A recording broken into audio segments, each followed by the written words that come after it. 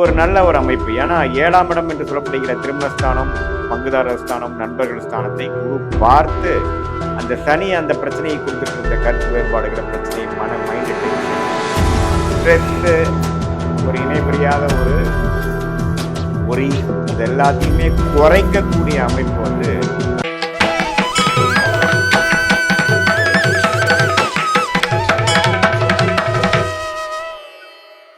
வணக்கம் தீபம் தமிழ் சேனல் நேர்களே, நான் உங்கள் அன்பான சயின்டிஃபிக் வேதிக் அஸ்ட்ராலஜர் அஸ்ட்ரோ அரஞ்சி பேசுகிறேன்.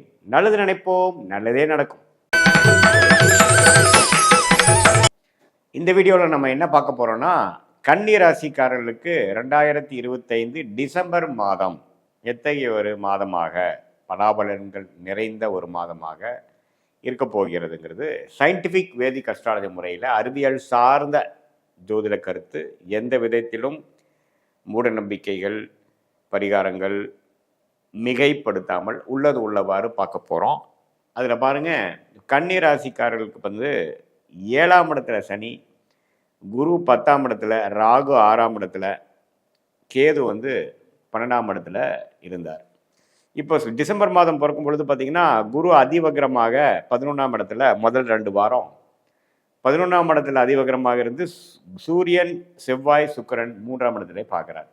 இது ஒரு நல்ல ஒரு அமைப்பு. ஏன்னா 7ஆம் இடம் என்று சொல்லப்படுகிற திருமணஸ்தானம், பங்குதாரர் ஸ்தானம், நண்பர்கள் ஸ்தானத்தை குரு பார்த்து அந்த சனி அந்த பிரச்சனையை கொடுத்துட்டு இருந்த கருத்து வேறுபாடுகிற பிரச்சனை, மைண்ட் டென்ஷன், ஸ்ட்ரெஸ்ஸு, ஒரு இணை புரியாத ஒரு ஒரி, இது எல்லாத்தையுமே குறைக்கக்கூடிய அமைப்பு வந்து கடந்த அக்டோபர் மாதத்திலிருந்து கொஞ்சம் படிப்படியாக அந்த குருவின் பார்வை பெறுவது டிசம்பர் முதல் 2 வாரமும் இருக்கிறது.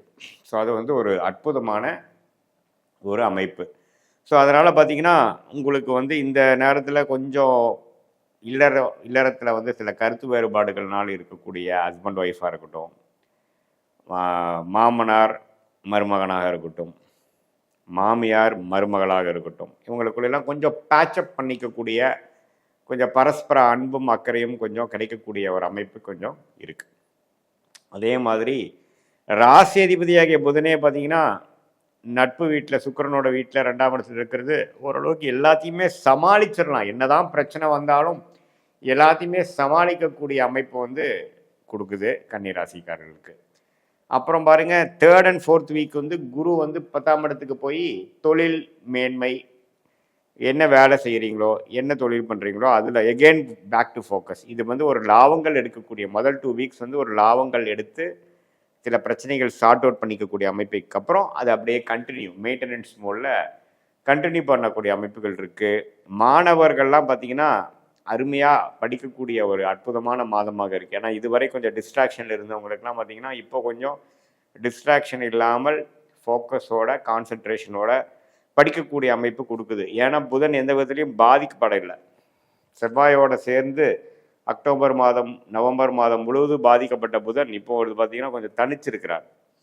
ஸோ அதை வந்து நீங்கள் பயன்படுத்திக்கலாம். எக்ஸாம் ப்ரிப்பேர் பண்ணுறவங்க, ஹையர் ஸ்டடீஸ் ப்ரிப்பேர் பண்ணுறவங்க, கவர்மெண்ட் எக்ஸாம்ஸ் ப்ரிப்பேர் பண்ணுறவங்க, காம்படிட்டிவ் எக்ஸாம்ஸ் ப்ரிப்பேர் பண்ணுறவங்க, இவங்க எல்லாமே பார்த்தீங்கன்னா நல்லாவே இந்த டைமை வந்து யூஸ் பண்ணி நீங்கள் நாளுக்கு நல்லாவே ஓரளவுக்கு படித்து நீங்கள் எளிதில் வந்து உங்களுடைய எக்ஸாம்ஸ், உங்களுடைய தேர்வுகளை வந்து வெற்றி பெற முடியும் என்று நான் சொல்ல விரும்புகிறேன். அதே சமயத்தில் இந்த கன்னி ராசிக்காரர்களுக்கு பாருங்கள், சனி வந்து 7ஆம் இடத்துலேருந்து ராசியை பார்த்து கடந்த 6 மாதமாகவே ஒரு ஸ்ட்ரெஸ்ஸும் ஒரு ப்ரெஷரும் கொடுத்துட்டு இருந்தது வந்து கொஞ்சம் சற்று தனியும். உச்சகுருவின் பார்வை சனி மேலே விழுகிறனால கொஞ்சம் வந்து டென்ஷன் விலகி கொஞ்சம் ரிலாக்ஸ் பண்ணிவிட்டு ஒரு செல்ஃப் கான்ஃபிடென்ஸ் கிடைக்கக்கூடிய அமைப்பு கண்டிப்பாக கன்னிராசிக்காரர்களுக்கு இருக்குது. அதே சமயத்தில் ராகு 6ஆம் இடத்தில், 12ஆம் இடத்தில் கேது இருக்கிறது பெரிய ஒரு தொந்தரவு இல்லை. ஸோ இது ஒரு அற்புதமான ஒரு அமைப்பு. பட் 3rd and 4th வீக்கில் பாருங்கள், குரு வந்து 6ஆம் இடத்தில் இருக்கக்கூடிய ராகுவை பார்க்கும் பொழுது கடன், நோய், எதிரி, வம்பு பிரச்சனைகள்லாம் கொஞ்சம் குறையும். இது என்னென்னா, இது வரைக்கும் நம்ம கொஞ்சம் கடன் இருந்ததுன்னா சில லாபங்கள் எடுத்து கடனை அடைச்சிக்கலாம். சிசி லிமிட், ஓவர் டிராஃப்டில் வச்சு தொழில் பண்ணிகிட்டு இருக்கிறவங்களுக்குலாம் பார்த்திங்கன்னா கொஞ்சம் குறைச்சிக்கக்கூடிய அமைப்புகள் 3rd and 4th வீக்கில் உண்டு. ஸோ அதனால் நல்ல ஒரு அமைப்பு இருக்குங்க. பொதுவாக சொல்லப்போனால் லக்னாதிபதி அதாவது ராசி அதிபதி வந்து நம்ம நல்லா இருக்கிறனாலையும் செவ்வாய் சுக்கிரன் சூரியன் குருவின் பார்வை பெறுவதனாலையும் ரியல் எஸ்டேட் துறையில் இருக்கிறவங்க, மெடிக்கல் துறையில் இருக்கிறவங்க, எலக்ட்ரிக்கல் துறையில் இருக்கிறவங்க, மீடியா துறையில் இருக்கிறவங்க, ஐடி துறையில் இருக்கிறவங்களுக்குலாம் நல்ல மேன்மை, ப்ரொமோஷன் அது மாதிரி விஷயங்கள்லாம் கிடைக்கக்கூடிய அமைப்பு கண்டிப்பாக உண்டு. அதே சமயத்தில் கொஞ்சம் ஃபேமிலியில் லாஸ்ட் 2-3 மந்த்ஸாகவே கொஞ்சம் டிஸ்டர்பன்ஸ் இருக்குங்கிறவங்களுக்குலாம் கொஞ்சம் சார்ட் அவுட் ஆகி கொஞ்சம் டிசம்பர் மாதம் வந்து கொஞ்சம் டூரு அதெல்லாம் போய் மைண்டு ரிலாக்ஸ் பண்ணிக்கக்கூடிய, நம்மளுடைய உறவுகளை புதுப்பித்து கொள்ளக்கூடிய ஒரு அற்புதமான அமைப்பு வந்து கண்டிப்பாக இந்த டிசம்பர் மாதம் 2025 கன்னிராசிக்காரர்களுக்கு இருக்குது. இந்த மாதத்தை வந்து நல்லபடியாக சில விஷயங்களை பெறுவதற்காகவும் சில முயற்சிகளை எடுத்து அதில் வெற்றி பெறுவதற்காகவும் நல்லாவே யூஸ் பண்ணிக்கணும். ஏன்னா உங்களுக்கு உச்சகுருவின் பார்வை வந்து நிறைய கிரகத்தை பார்த்து அந்த கிரகத்தோட கோர பார்வையை குறைத்து நல்ல ஆத்ம ஒளியை இல்லை ராசி மேலே கொடுக்கக்கூடிய அமைப்புகள் கொடுக்குறார். ஸோ அதை வந்து நம்ம நல்லாவே யூஸ் பண்ணிக்கலாம். ஆண்டின் கடைசி மாதமாக இருந்தாலும் நல்ல ஒரு அமைப்போட கன்னிராசிக்காரங்க இந்த வருடத்தை முடிக்கக்கூடிய ஒரு அமைப்பு இந்த மாதம் கொடுக்கறதுங்க.